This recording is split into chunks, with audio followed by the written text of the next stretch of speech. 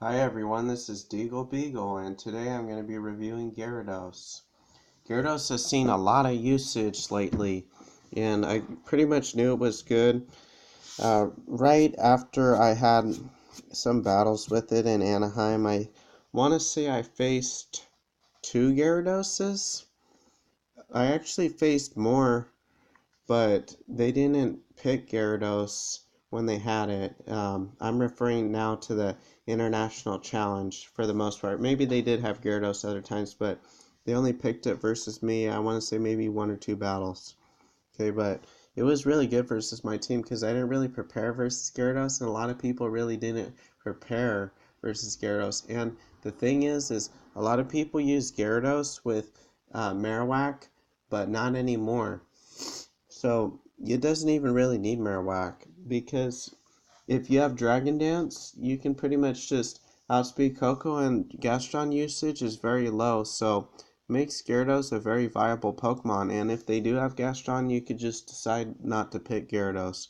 However, Gyarados has Intimidate, so I see it as sort of like a staple Pokemon. So if you have to kind of change your staple Pokemon, then it's not that good. But there are some games when I don't even want to pick, let's say, Crocodile or Arcanine, so I could definitely see it.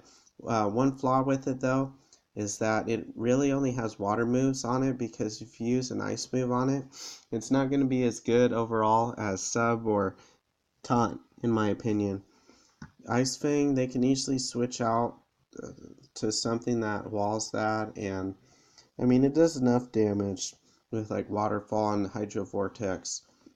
So Garchomp's not really an issue, and it counters Garchomp with the Intimidate and its bulk. You can always give it like Mango Berry or something to help it wall attacks, or Citrus Berry.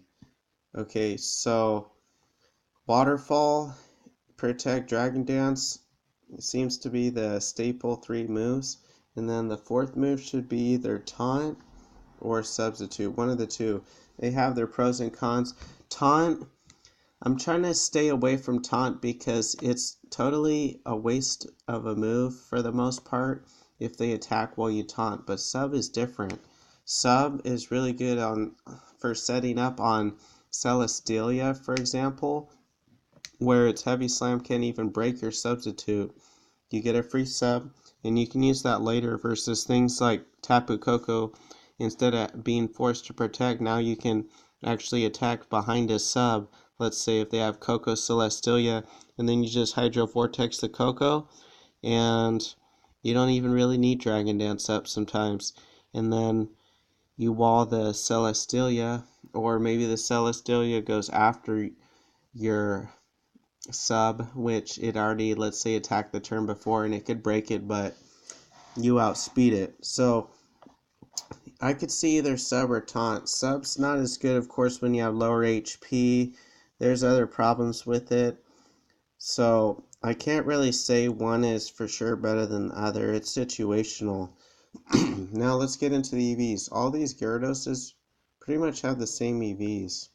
I like to give it 134 speed with Jolly, so it can outspeed even a timid Coco or like an Aerodactyl or something weird. You know, it just seems worth it to use Jolly, but I could be wrong. So it basically has just enough speed to outspeed timid Tapu Koko after one Dragon Dance, max attack possible, and then the rest in bulk. Pretty self-explanatory. So you could possibly, if you really don't want to use the Z move, you could use maybe Life Orb with it, or Mango Berry. I'm not too keen on the Life Orb. I think if you're going for power, you should be going for Waterium Z. If you're going for bulk, then you could try Mango Berry and have Gyarados as one of those Pokemon that just are hard to kill and just wall things for a long period of time. So another problem with Taunt is that it doesn't really set up on them. So you may want to counter, not risk basically getting Will-O-Wisp, but then they might protect and you could set up on them if they happen to protect.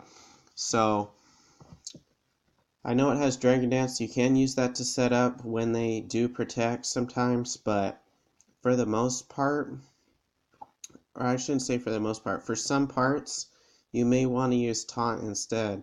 And if they protect, well, you would get a free sub up if you had sub over Taunt. So I could see either one, and you're really going to have to make sure you can kill Arcanine, otherwise you're going to get Wild Charge. Now this thing can wall it a decent amount of the time, and you could actually give it more bulk than I'm pretty much giving it. So you may not even care that much about outspeeding Coco. Maybe this one could just be the Mega Berry bulky one. Maybe it could just be Adamant, and then like max HP and some other stuff. But for me, I want to know that I can fight back against Coco if I need to.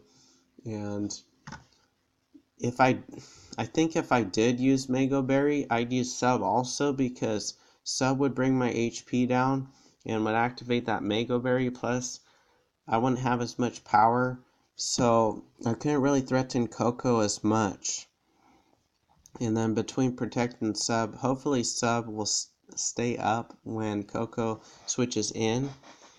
And then if they really want to attack Gyarados, then they're going to have to wall a Waterfall that's maybe already boosted by Dragon Dance or something like that. You could maybe double up on the Coco, who knows. But I do think Mega Berry Gyarados has a lot of potential.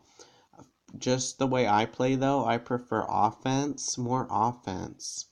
Like, I do like bulky stuff, but for me, Gyarados has a 4 times weakness, so I don't know if I can really be playing around with all those, with that 4 times weakness. I could kind of play it around with like Muck or something usually, because it's not 4 times weak to anything.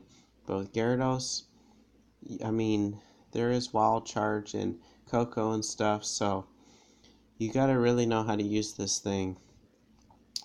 It's pretty good. I've seen it used with Mudsdale, and it seems pretty good with Mudsdale.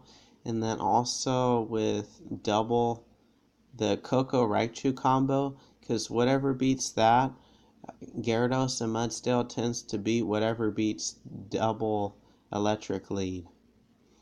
Okay, so that pretty much concludes this analysis, and Gyarados is one of the top 3 intimidators between Arcanine, Gyarados, and Crocodile that seem to be, it's gonna really be go up in usage and probably stay up for a while, and you're gonna see it in a lot more tournaments. It's gonna be one of those staple Pokemon. I feel like everyone, including myself, somewhat underestimated it just because of all the Gastrodon usage earlier in the metagame, and that was a while ago too, and it took a while for people to catch on to the Gyarados thing.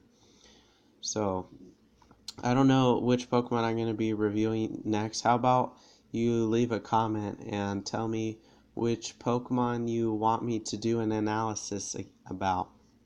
Right, thanks for watching. Bye.